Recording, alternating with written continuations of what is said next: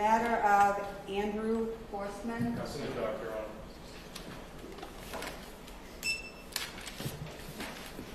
I'll have counsel identify themselves for the record. Good morning, Your Honor. Nicole Piacentini on behalf of the Commonwealth. Joining. On behalf of Mr. Horstman. Good morning. Are you ready to proceed, sir? I am. All right, let me hear from the Commonwealth. Andrew Horstman. It alleges on 6/28/25 in the town of Middleborough, murder. Not guilty plea will enter on your behalf. Also, please be advised if you are charged with another matter while this matter is pending, your bail could be revoked. You could be held in jail without bail for up to 90 days. Let me hear from the Commonwealth. Thank you, Your Honor. Your Honor, at this time, the Commonwealth would be asking that the defendant be held without bail. If I may be heard as to the facts of the case. You may. Thank you. This past weekend on June 28, 2025, Middleborough Police received a 911 call. At some point, that call had dropped. A few moments later, they received another one. This one was from Jasmine Pomerleau, the victim's daughter, Officers were then dispatched to 19 Fairview Street in Middleborough. When they arrived, they did enter the house and they did find Paul Pomerleau, the victim of the case. He was in the mudroom of the home. He was surrounded by a substantial amount of blood as well as a knife, and officers did observe a gallon of lighter fluid in the area as well. When officers investigated, he was transported to the hospital where he was found to have a number of stab wounds all over his body. They were approximately 1-inch stab wounds. He had approximately 10 in his torso, 2 in his right arm, and 5 in his back. Once he was transported to Morgan Hospital, he was pronounced deceased on the scene. At this point, state police began to investigate and began to interview a number of individuals who were at the scene on the date of the incident. They first spoke with Jamie Pomerleau, who was the decedent's son. He stated that evening the family was gathered. He was with his mother, Tammy Horstman, Andrew Horstman, Paul Pomerleau, Jasmine Pomerleau, as well as himself. He stated that the family was cooking steaks. There was an argument between Paul and Andrew regarding those steaks. They were all seated in the living room. At one point, words were exchanged between Paul and Andrew, and at that point, Paul, who was sitting on the couch, Andrew was on the other side of the room. Andrew, without warning, according to Jamie, got up, walked over to Paul, and began to stab him multiple times.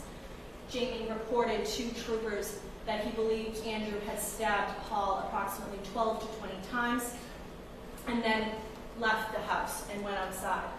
At this point, Paul stood up, stepped approximately 15 steps, and collapsed on the mudroom floor. Andrew, at this point, then comes back into the house with what Jamie believed to be was lighter fluid and began to pour it all over Paul's body. Jamie, at this point, intervened and pinned Andrew up against the wall. A struggle ensued. Andrew then fled the house. Officers were able to locate Andrew Horstman approximately 330 meters from the home. The next person that troopers spoke with was Jasmine Pomerleau. She had stated that she had called 911 that evening. She had saw an altercation and stated to dispatch that her brother, Andrew Horstman, had stabbed her father, Paul Pomerleau. She also told troopers that there has been domestic violence history within the family. She stated that nothing physical, but a lot of verbal altercations have occurred. Andrew Horstman is 41 years old and had moved back into Paul Pomerleau's house and his mother's house, Tammy Horstman. She stated that Paul and Andrew would sometimes argue because Paul did not want Andrew living there. He stated that he was 41 years old, did not have a job, and was still living in his parents' house. Paul stated to Jasmine at one point that he felt as though Andrew was going to hurt him, and that once that happened, he was afraid that Andrew was going to turn on the other members of the family as well. Judge, those are essentially the facts of the case. Looking to Mr. Horstman's record, you can see that he is a 41-year-old male. He did receive a split sentence in Bedford District Court for assault and battery on a family household member, which did end up in a violation of probation. Judge, for the facts of the case, as well as the defendant's board of probation record, we would ask that he be held without bail at this time. Thank you. Attorney Wood, Gary? No, Your Honor, not at this time.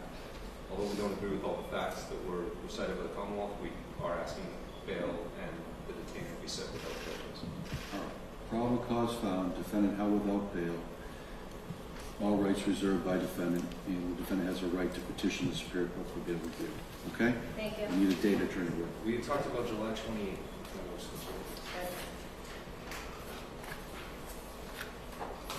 July 28th? Okay. Thank you. 28th, probable cause. Okay.